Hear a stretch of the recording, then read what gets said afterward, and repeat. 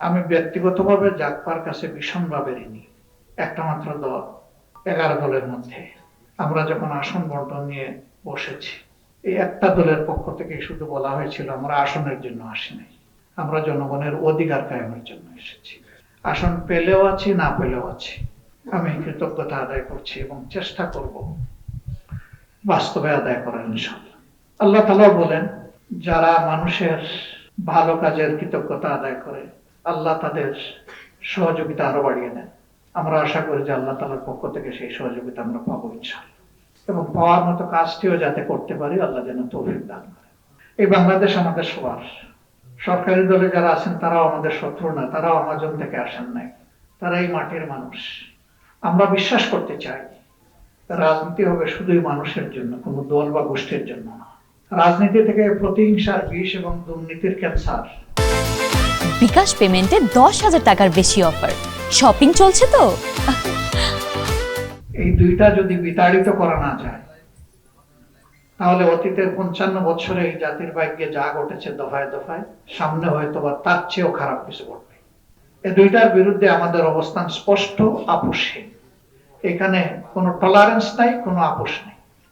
আমরা সংসদে কত আসন নিয়ে বিরোধী দল হয়েছি বা আমাদেরকে বিরোধী দল কায়দা করে বানানো হয়েছে, এটি আমাদের কাছে খুব বড় বিবেচ্য বিষয় না। বরঞ্চ শেষ পর্যন্ত যা নিয়েই আমরা ঢুকছি, আমরা কথা দেব প্রিয় বাংলাদেশের জনগণের সাথে আমরা বেইমানি করব না ইনশাআল্লাহ। সস্তা কোনো সুযোগ সুবিধা আমাদেরকে ঠলাতে পারবে না ইনশাআল্লাহ। জনগণের সুবিধা অধিকার নিশ্চিত করাই হবে আমাদের অঙ্গীকার। এবং বিশেষ করে টানা 54 বছর যন্ত্রণা সহ্য করার পর বা 53 বছর যন্ত্রণা সহ্য করার পর আমাদের যুব সমাজের নেতৃত্বে যে পরিবর্তন এসেছে, সেই যুব সমাজকে আমরা বুকে চিরতরে ধারণ করে রাখবো ইনশাআল্লাহ। তাদের আকাঙ্ক্ষাকে সম্মান করা, আকাঙ্ক্ষা বাস্তবায়নে কাজ করে যাওয়াই হবে আমাদের প্রধানতম কর্তব্য। তাদের আকাঙ্ক্ষা ভেরি সিম্পল, একটাই ছিল সেদিন বিজয়ী স্লোগান, উই ওয়ান্ট জাস্টিস। আমরা সকল ক্ষেত্রে সুবিচার চাই, আমরা কোথাও কোনো বৈষম্য চাই না। স্বজনপ্রীতি, দলপ্রীতি, গোষ্ঠীপ্রীতি, ব্যক্তিপ্রীতি, আত্মপ্রীতি, এই যুব সমাজ এটা দেখতে চায় না। আমরা যুব সমাজকে কথা দিয়েছি, তোমরা যা চাও আমাদের চাওয়াও তাই, তোমরা যা অপছন্দ করো আমরা তাই অপছন্দ করি।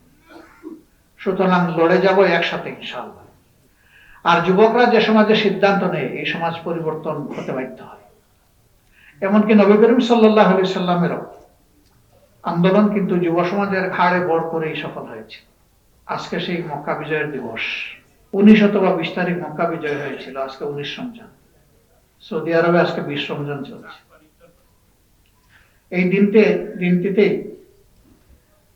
অসত্যের মৃত্যু হয়েছিল এবং সত্যের বিজয় হয়েছিল।